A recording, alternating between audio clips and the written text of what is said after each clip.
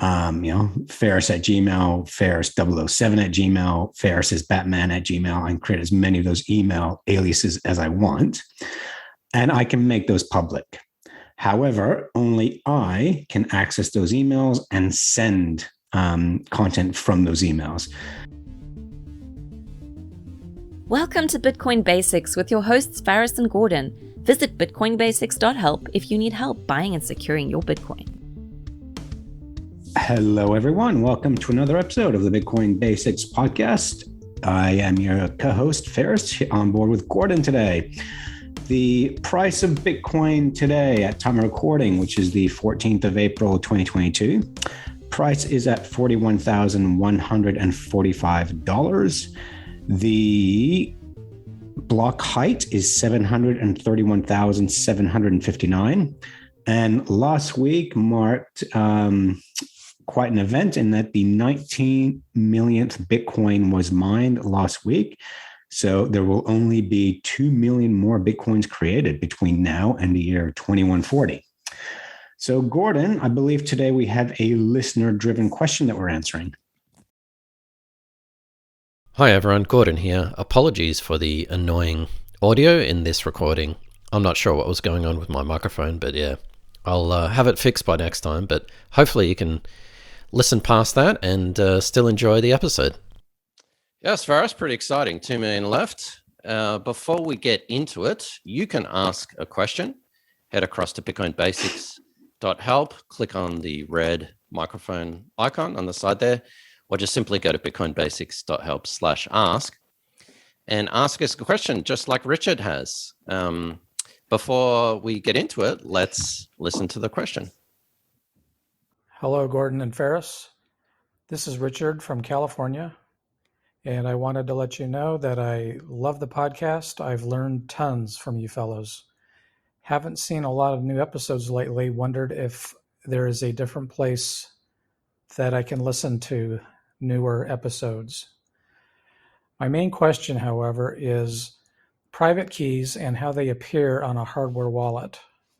I have purchased a hardware wallet for several months and understand the importance of getting it set up, but I've had this burning question specifically is this. Are private keys, let's say you are doing dollar cost averaging and buying Bitcoin weekly, does that mean that you're going to end up with dozens or hundreds of different private keys on the wallet, or do they all accumulate into one total and show as one total for whatever the holding is, say Bitcoin? Appreciate the response and keep up the good work.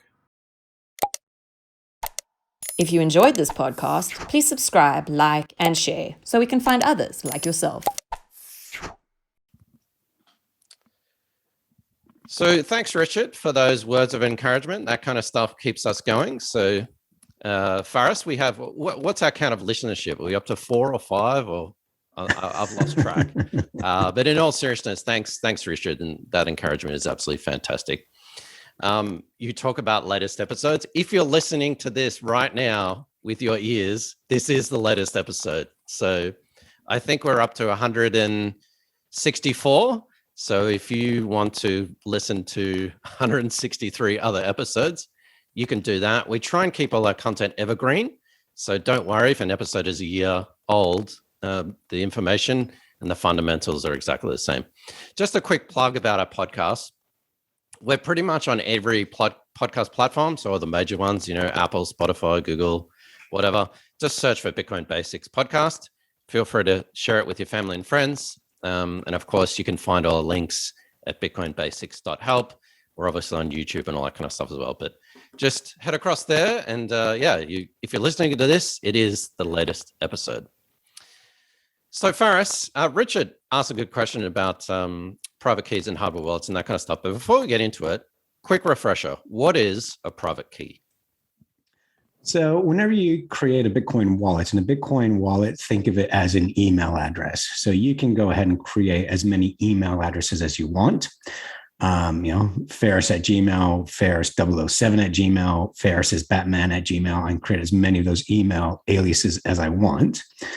And I can make those public. However, only I can access those emails and send content from those emails. So Bitcoin public wallet, think of that like an email address where anyone can send you emails. You can share that.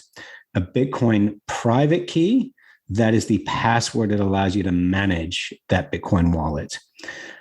So essentially, that's what a private key is. A private key is something that you do not share publicly.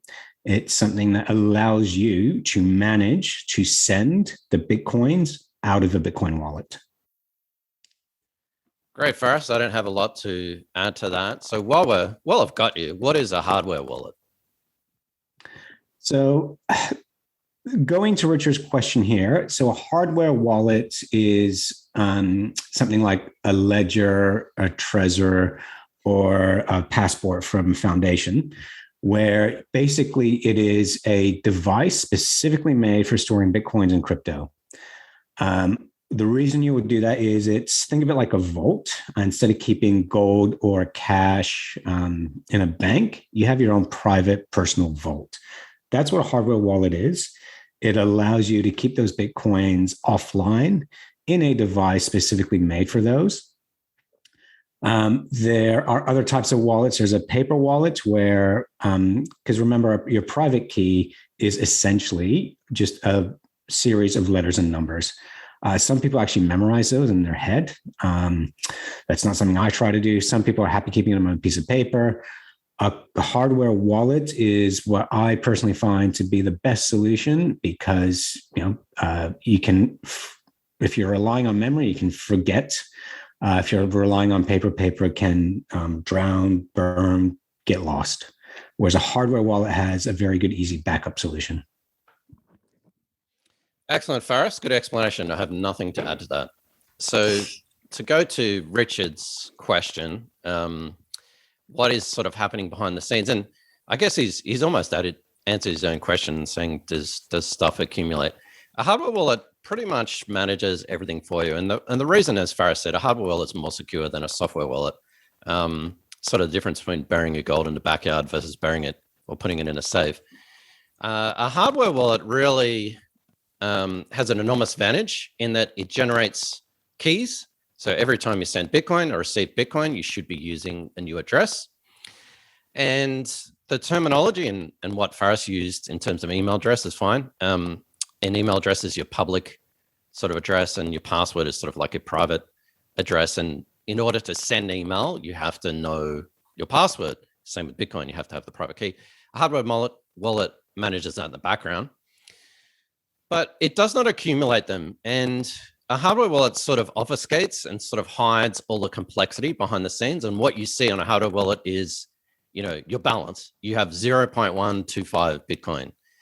But behind the scenes, and you mentioned DCA, dollar cost averaging. So for example, if you were dollar cost averaging every week, 52 weeks in a year, best practices is that you use a different receiving address every single time you receive Bitcoin. That means behind the scenes in your hardware wallet, you have 52 receiving addresses or Bitcoin public addresses and 52 private keys associated with those addresses.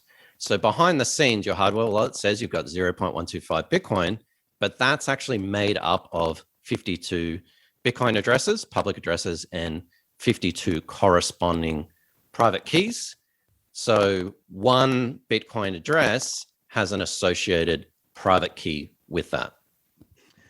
Yes, and exactly just on that point, Gordon. So with Richard's question, if you're using a paper wallet or if you're going by memory, then yes, you would have to write down or memorize 52 private keys, because every time you create a new Bitcoin wallet, you are creating a new set of private keys. So if you're doing a paper wallet or memory, you would have to memorize those or write them down every time. But as Gordon was saying, with a hardware wallet, all you need is the PIN to get into that hardware wallet, and then it will automatically generate those 52 different addresses. If you lose that hardware wallet, then you just need your 24 or 25 seed phrase and buy a new hardware wallet, put that seed phrase in, and it regenerates all of those addresses. So I think from Richard's point of view, if you're doing this paper wallet or memory, then yes, you are generating a new private key every single time.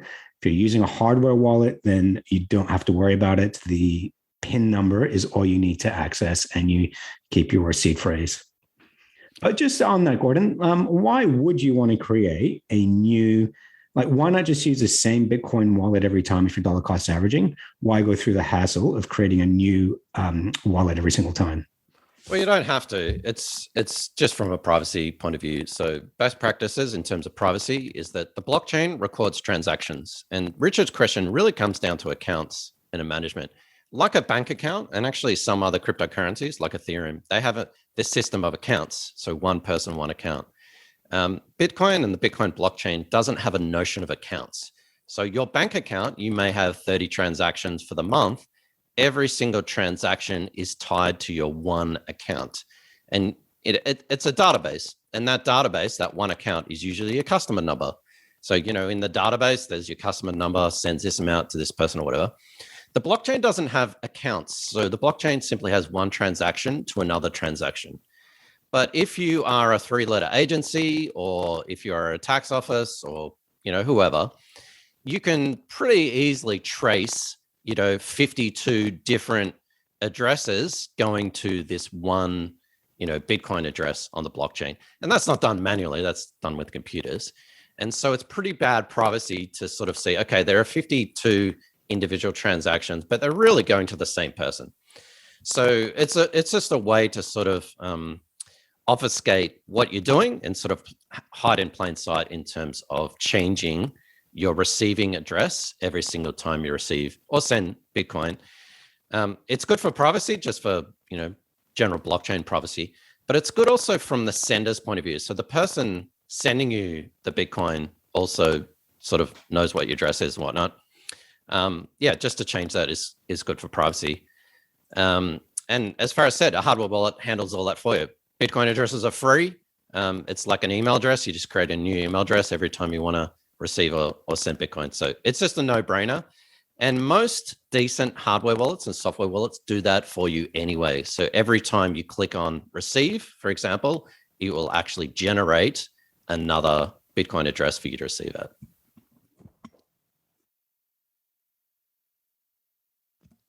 Well, Richard, hopefully that answers your question. If it doesn't, please get in touch. And again, as Gordon mentioned earlier, we do answer questions on air. Go to bitcoinbasics.help and you will see a little microphone logo there. Just click on that. You can record a question. If you don't want your voice being played on the podcast, just email us a question and we're happy to answer them. Absolutely. Thanks for listening, Richard. Thanks for watching or listening. If you enjoyed this podcast, please like, subscribe, and share so we can spread this educational content to others like yourself. Visit bitcoinbasics.help. Disclaimer. Any content provided by Coin Compass is for educational and informational purposes only and is not investment, legal, tax, or any other professional advice. A qualified professional should be consulted before making any financial decisions. Coin Compass will at times recommend certain products, services, and technologies, but these are opinions based upon our own or podcast guests' experience and not endorsements. We take no liability for out-of-date or inaccurate information, software bugs, manufacturing errors, technology misuse, or issues involving third parties. Visit coincompass.com for more information and please contact us.